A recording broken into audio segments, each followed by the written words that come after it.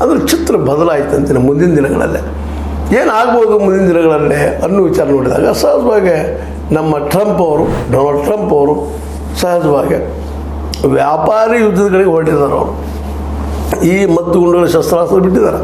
ಇವು ಬೇಡಪ್ಪ ಅಂತೇಳಿ. ಯಾಕಂದರೆ ಇಲ್ಲಿವರೆಗೆ ಮುಂದುವರೆದ ದೇಶಗಳು ಏನು ಮಾಡ್ತಾ ಇದ್ವಪ್ಪ ಅಂತಂದ್ರೆ, ಒಂದು ಕಡೆ ರಷ್ಯಾ, ಇನ್ನೊಂದು ಕಡೆ ಅಮೇರಿಕ ಇದ್ಕೊಂಡು ಜಗದ ಇನ್ನೂರು ದೇಶಗಳು ಜಗಳ ಹಚ್ಚೋದು. ಈಗ ನಮಗೆ ನೋಡ್ರಿ, ಇಂಡಿಯಾ ಪಾಕಿಸ್ತಾನ ವಿರುದ್ಧ, ಚೈನಾ ವಿರುದ್ಧ, ಬದಿಯ ರಾಷ್ಟ್ರಗಳ ಜೊತೆಗೆ ಸದ್ಯ ಸ್ವಲ್ಪ ಅಸಮಾಧಾನ ಮತ್ತು ಅದರಲ್ಲೂ ಪಾಕಿಸ್ತಾನ ಜೊತೆಗೆ ಯುದ್ಧ ಮಾಡಲಿ ಸಾಕಷ್ಟು ನಾವು ಅನ್ನಾಗಿದ್ದೀವಿ.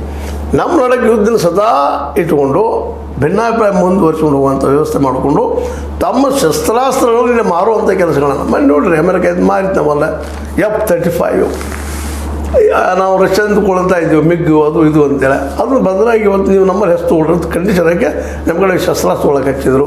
ಇನ್ನುಳಿದ ವಸ್ತುಗಳ ಬಗ್ಗೆ, ಹೊಸ ಟೆಕ್ನಿಕ್ಗಳ ಬಗ್ಗೆ, ಟೆಕ್ನಾಲಜಿ ಬಗ್ಗೆ ಎಕ್ಸ್ಪೋರ್ಟ್ ಮಾಡುವಂಥ ಅನೇಕ ಒಂದು ಇಂಡಸ್ಟ್ರಿಗಳನ್ನ ಬೆಳೆಸ್ಕೊಂಡು ನಮ್ಮ ಜೊತೆ ಹೊಂದಾಣಿಕೆ ಅಥವಾ ಒಪ್ಪಂದ ಮಾಡ್ಕೊಂಡು ಇವತ್ತು.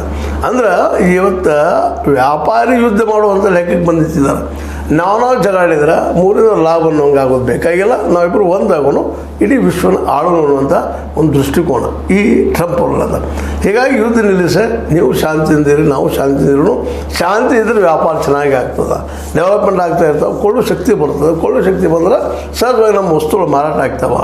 ಅಮೇರಿಕ ತಯಾರಾಗಿದ್ದು ಅಥವಾ ರಷ್ಯಾದಲ್ಲಿ ತಯಾರಾಗಿದ್ದು ಅನ್ನುವಂಥ ಹೆಸರುಗಳ ಮೇಲೆ, ಬ್ರ್ಯಾಂಡ್ ಮೇಲೆ, ಒಳ್ಳೆಯ ಹೆಸರುಗಳ ಮೇಲೆ ದುಡ್ಡು ನಾವು ಕಮಾಯಿ ಮಾಡ್ಬೋದು ಅನ್ನುವಂಥದ್ದು.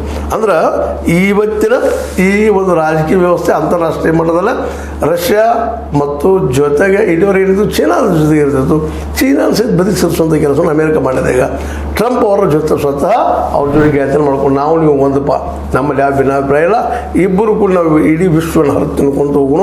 ಯಾಕಂದರೆ ನಮ್ಮಲ್ಲಿ ಏನು ವಸ್ತು ಇದ್ರೂ ಕಡಿಮೆ ಟ್ಯಾಕ್ಸ್ ತೊಗೊಳೋಂಗೆ, ಇನ್ನೊಬ್ಬರ ದೇಶಕ್ಕೆ ನಾವು ನಮ್ಮ ವಸ್ತುನ ಆಮದು ಮಾಡ್ತೀವಿ ಅಲ್ಲಿ ಕಡಿಮೆ ಟ್ಯಾಕ್ಸ್ ತೊಗೊಳಂಗೆ ಮಾಡ್ಕೊಳ್ಳೋಣ, ಲಾಭದ ಹಾದಿ ಹಿಡಿಯೋಣ ಅಂತೇಳಿ ಒಂದು ಹೊಂದಾಣಿಕೆ ಬಂದಿರ್ತದೆ. ಇವತ್ತು ಈ ಸಂದರ್ಭದಲ್ಲಿ ಯುಕ್ರೇನ್ ಅಥವಾ ಉಕ್ರೇನ್ ಇವ್ರಿಗೆ ಏನಾಗಿತ್ತಪ್ಪ ಅಂದ್ರೆ ಕಾಲು ತೊಡರಾಗಿತ್ತು.